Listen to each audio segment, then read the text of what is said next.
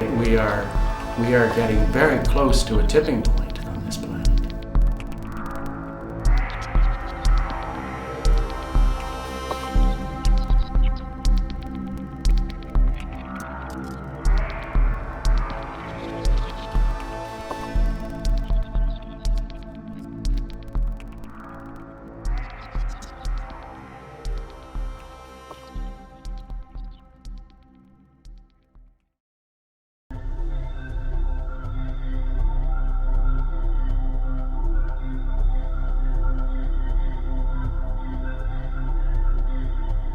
Water is getting contaminated. Someday we're not going to be able to use that, I was told by the spirit of the water. But people didn't believe what I was saying at that time.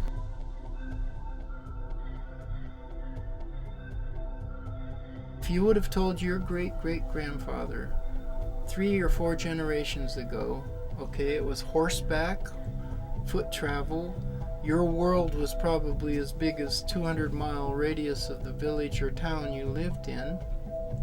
And if you would have told them 3 generations ago that we would be having to purchase water at the store because there wasn't any more fresh water, clean drinking water. Water is delivered to us where we need it, whenever we want it. Turn a faucet, and there is water, at any hour of the day or night. Our water throughout the world is contaminated with all kinds of chemicals, and it's getting worse. We're going to have air purifiers in our home because it's so toxic around the planet that we would actually affect the global climate through our pollution. They would have thought you were crazy.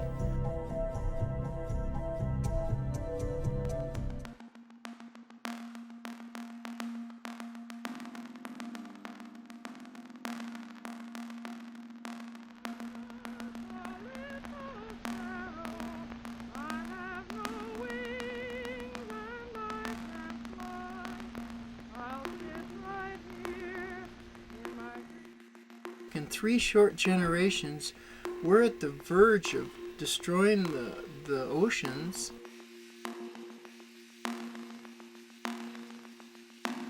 All the emissions from our machines, changing the global climate, toxic waste and the genetic engineering of food. The loss of ability to feed ourselves through other ways, and the depletion of the fish stocks in the sea is a major problem because so much depends upon that, and so many communities depend upon fish. So many native people are being heavily contaminated, as is their whole food chain, through toxic chemicals being produced in the industrial world. Ocean currents and wind currents are driving the toxins, like PCBs, neurotoxins and so on, up into the north, into the food chain. And now you're seeing all kinds of animals like polar bears, walruses, with open lesions, cancers, all due to the buildup of some of the worst toxins on the planet. These things are happening. It's real.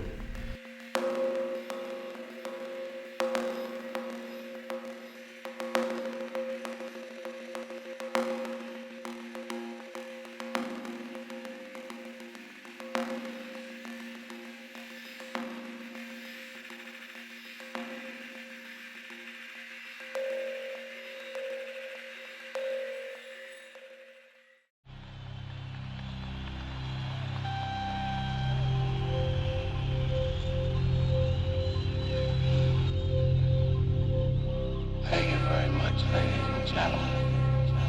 You know how bad my voice sounds. Well, it feels just as bad. You know this baseball boulevard comes up from you. That means the boys. And after you're a boy and grow up and know how to play ball, then you come to the boys you see representing themselves today in your national pastime. The only real game, I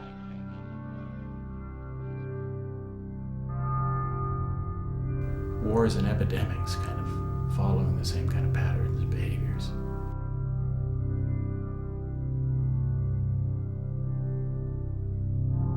war. The dangers of war are immense. We're still a long way from being safe from nuclear war. Some people argue it's more possible now than ever. People still haven't figured out what happened in World War I when everybody just kind of, went crazy.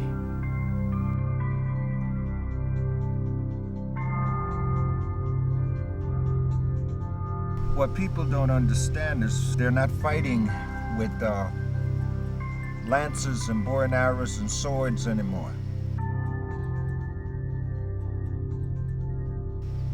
They're fighting with spent uranium. They're fighting with all of these bombs, cluster bombs, and all different kinds of bombs that they have. Radioactive debris flies skyward from another underground explosion as a new weapon, the atomic satchel, joins America's arsenal. What we leave behind in terms of whether it's depleted uranium or just landmines in countries. And all the chemicals and everything within those bombs, they're not just destroying people. They're destroying the life of the planet that they're bombing. They're destroying the water, they're destroying the earth, they're destroying the plants, the medicines. Dramatic in their effect, as nuclear explosions move huge masses of earth in excavation jobs, reshaping the geography of the land in dimensions never before possible to meet the needs of man. For an individual in a given location to fully grok that or fully take that in, because again, we may be looking around and see birds, hear birds singing and the flowers blooming and beautiful gardens and streams are running and so forth, but then there are other areas that have become dead zones on the planet.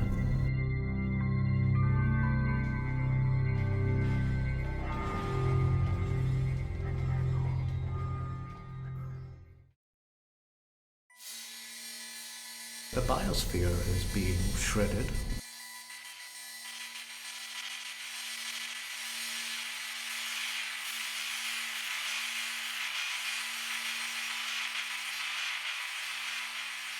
Desertification, global warming, climate change.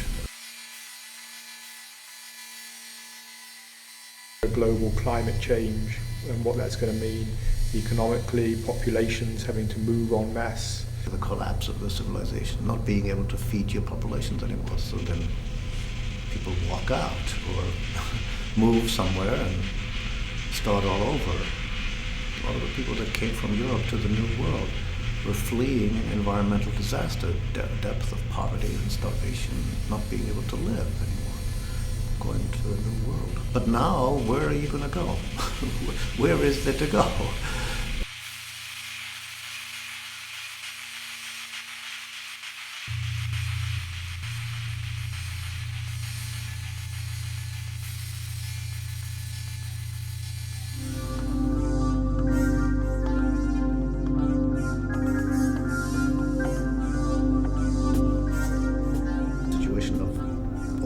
Running out, peak oil, that's it. That's it. That's never happened before. The very engine of civilization.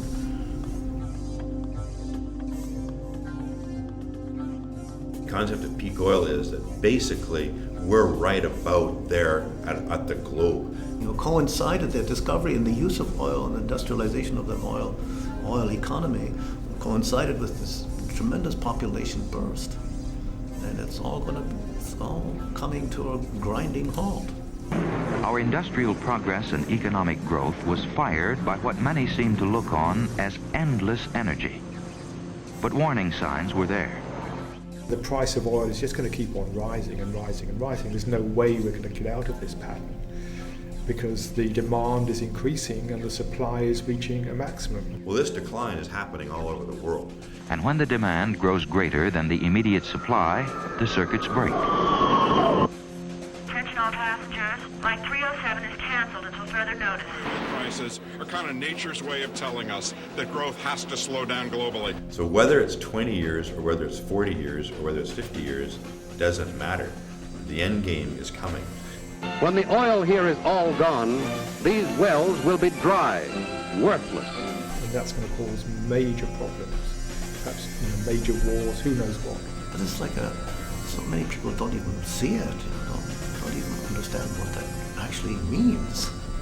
I mean, I never thought they would ever come to this. I mean, I feel like I'm in a science fiction movie, a bad science fiction movie, right? Suppose it could be an omen? Or maybe she's helping us.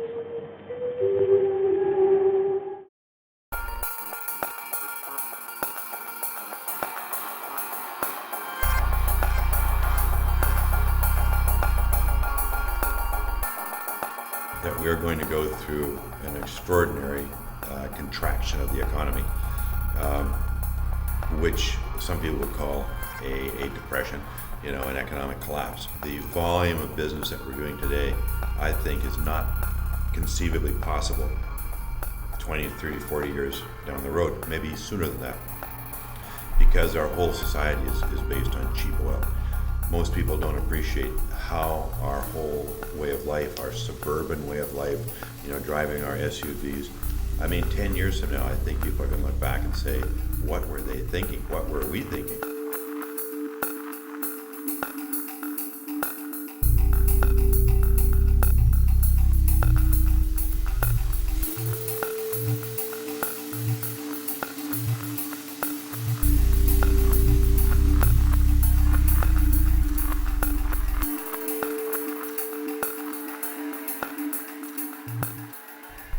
The gas is no longer freely available at the pump.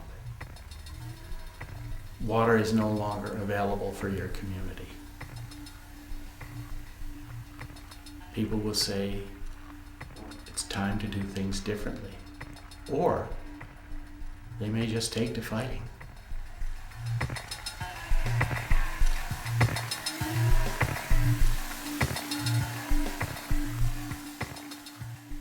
We are at the crossroads.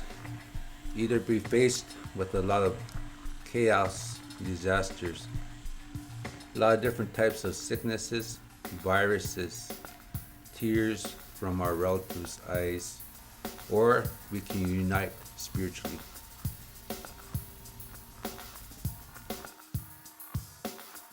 With the Katrina, as bad as it was, and all the suffering people, but are they learning their lessons to get in harmony with nature? Are they learning their lessons or are they just thinking about their own pitiful suffering?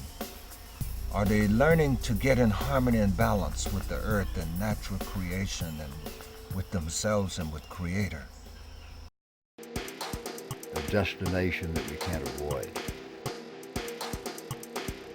Prophecies that have been given to us by the ancient people of showing how we would degenerate to this point of destruction, whether it's the Mayan calendar and the Mayans, whether it's the Toltecs, whether it's the Polynesians, whether it's our great elder brothers that live in Colombia in the high mountains, who are keepers of the earth. All of them have warned us what will come if we continue this way. This is what you are creating for yourself. If you continue to make your choices the way you have, and continue with your preferences, and to live according to your pattern collectively that you've created for yourself, you are going to create such and such a scenario. That's the prophecy. It's prophecy. It's a blessing, but it's a warning. And people who could see that out of balance started forming these prophecies to help the people see what they were doing and what the end result would be. That's where the prophecies have come from. If we were never out of balance, there would never be a prophecy. We're only to let us see a possible end result if we didn't change. Now you can ride along with the Happy Go Spending, buy it now, young adults of today. Ride with the young adults who are buying 70% of all homes sold.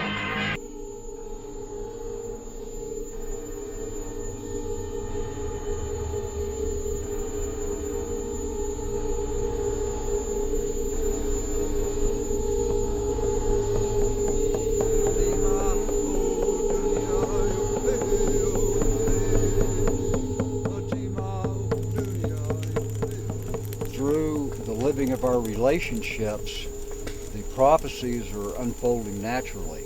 The voice of spirit that are informing are easy to see, but those end results don't necessarily have to happen if we change. But it only can be changed if we begin to change collectively. Our choices, our patterns of behavior, our preferences, and what we support with our energy, attention.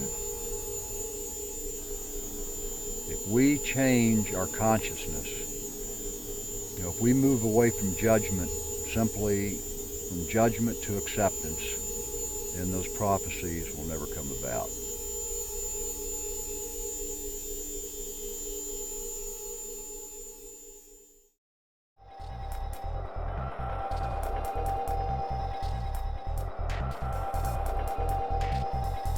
I think it's already coming to some extent. Recently, you look at all these horrible things. I mean, lately we've had to scratch our heads and think, what in the world is going on? Disaster after disaster after disaster. Can we handle it? And I mean, hurricanes, and we've known about some of them, and others we don't know, but there have really been a bunch of hurricanes, and a couple of them have been really devastating. And then earthquakes.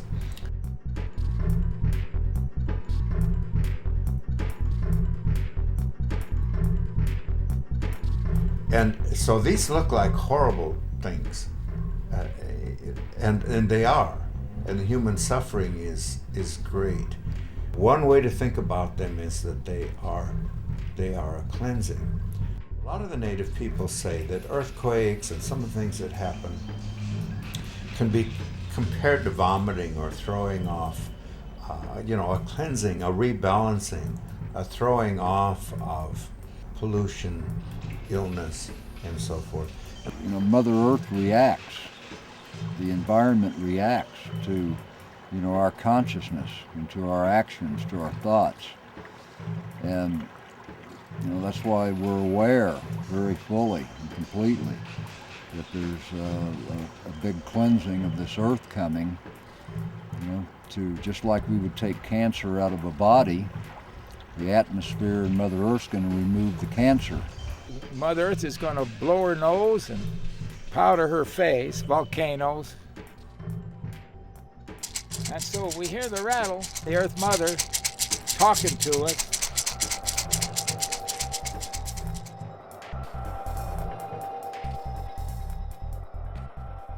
In a real sense, the Earth has two completely different personalities. One temperament seems calm and benign, well in control of the forces locked within the Earth or playing around its biosphere. The other is a hard, hostile, often deadly nature.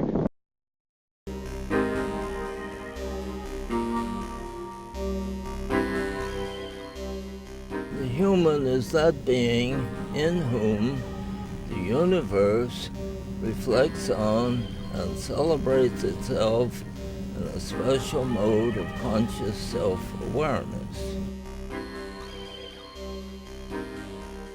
Though we're told that all this havoc would come about, told the confusion would come about, arguments, wars would come about. But it was all part of a cleansing process. And all these things we've taken part in that look so destructive are there for us to experience them, to remove them from our lives in this consciousness that we share, so we can move to that place of balance and harmony. We had to experience all of the disharmony. And we're still having to experience it. It's obvious. I'm sitting here right now, a few days after Spirit's visit to New Orleans and the great cleansing that's going forth there.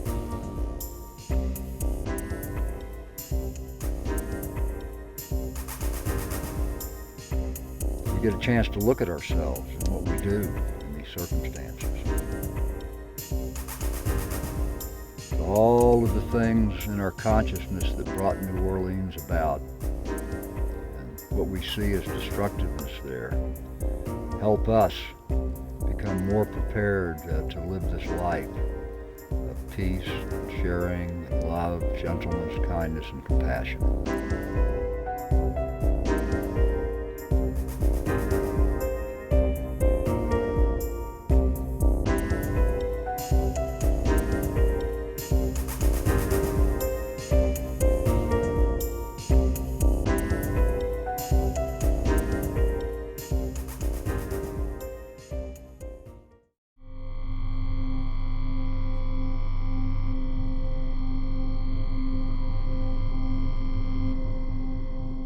I am no idealist or optimist in the sense of things aren't getting worse in regards to all that.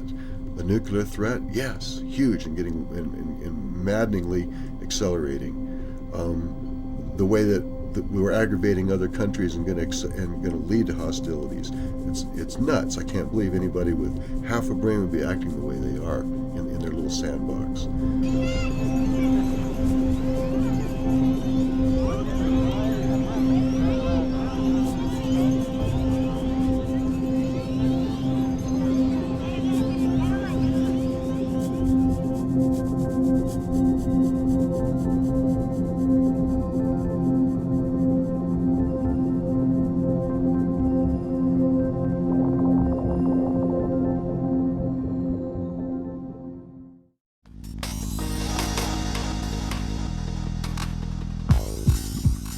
The way we're treating the planet, the way we think we can go on driving our vehicles and running our factories forever at the expense of the other species on the planet, that we're controlling evolution through genetic manipulation, that we don't allow seeds to be sold that aren't genetically manufactured by Monsanto and unable to produce a second generation of seeds. It's like, no, it's all getting worse, absolutely. Is that simply pessimistic, though?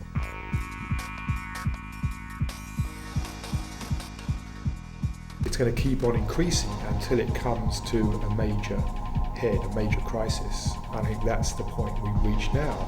At this time in our lives, it's really come to this point of crisis where we can't go on another 50, 100 years like this even. I think probably even 10, 20 years is very questionable.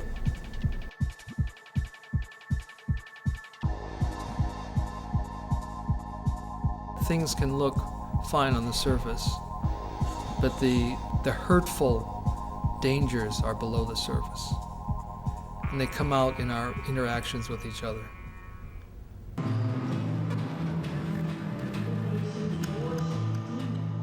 All we have to do is look at it.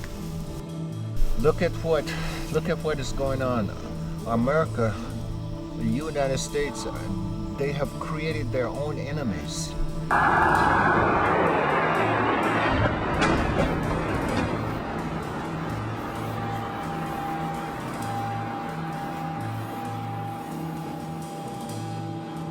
When we see these things, we talk about how terrible they are. We don't want to see these things, but what most people aren't aware of, that everything we see outside of us comes from the collective nature of who we are inside. All of it. And if any of us have done any judging, which I say we've all done, we all had something to do with 9/11. The terrorist attacks of 9/11 being an indicator that something is wrong here, that we need to look at ourselves as a country and our foreign policy and our effects economically in the world, and see why some people feel like we're worshiping the material world instead of worshiping the divine.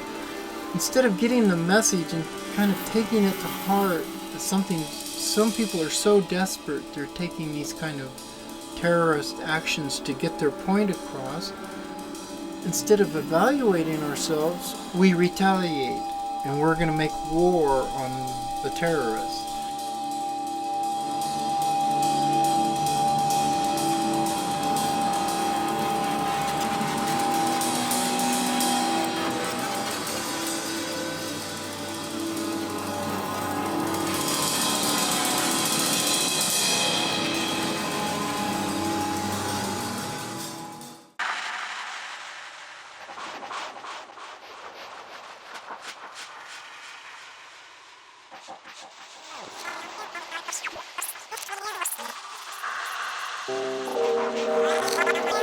These things that we see out there that we don't approve of, we need to turn around and look at ourselves, at those things inside of us we should be doing the same thing with.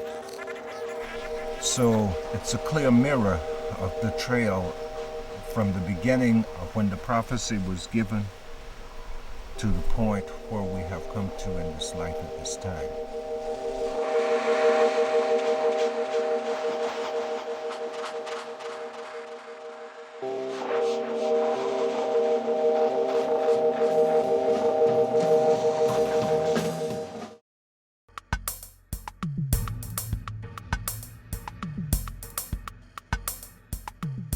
the Apocalypse of St. John, which, was his awakening, his revelation, his vision. And apocalypse has now come to mean, an awful event. Something apocalyptic means something that's, really disastrous, cataclysmic. It actually meant the awakening, the vision.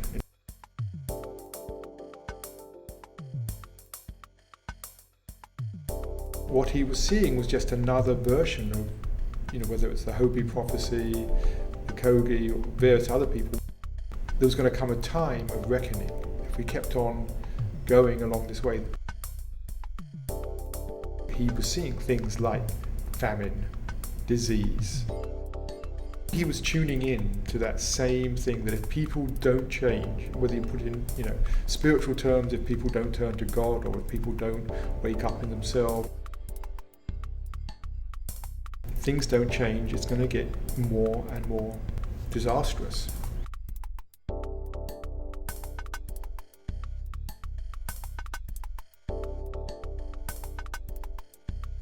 There are going to be many more Katrinas. That's just the beginning. That's just a wake-up call.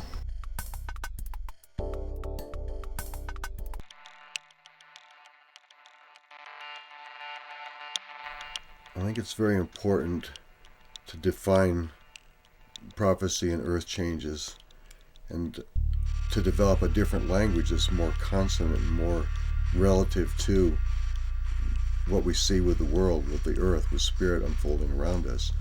The lessons of that are that there's no end to anything. Not how do we face the end or how do we circumvent the end, but that we accept that there are no ends and that we have an endless responsibility from lifetime to lifetime, from one form to the other, to the next.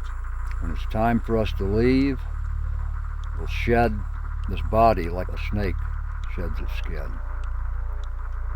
And our body will go back into the earth and break back down into the atomic field, and our spirit will go on to our next job in this infinite, eternal creation.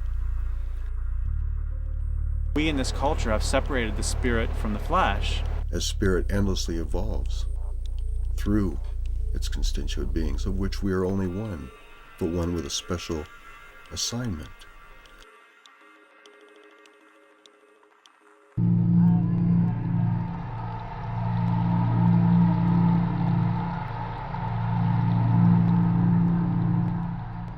I think everybody recognizes deep in their body that this way of life has to end. There has to be a death and rebirth.